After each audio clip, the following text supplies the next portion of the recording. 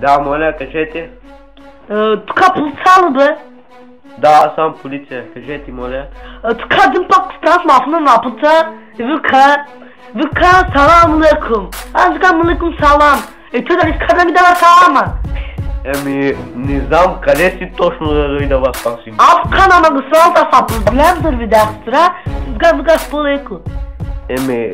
Моля, по-леко говорете, защото хората са тук. Абе, какво по-леко майката се, бабе? Шараванко, бе. Болят Андре, Сега си псували, моля. Не е хубаво така. Хора сме, къде си точно? Има да ме прибира тук на магистралата.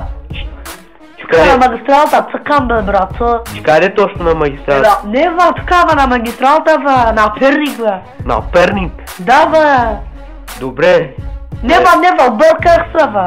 Аз така, бе, наскоро от Джипсилия дойдох, бе. Аз сега от Джипсилия дойдох в България, бе, не знам, бе, къде съм. Бе, тук, ма, на морето съм, бе. Където е Варна? Да, бе.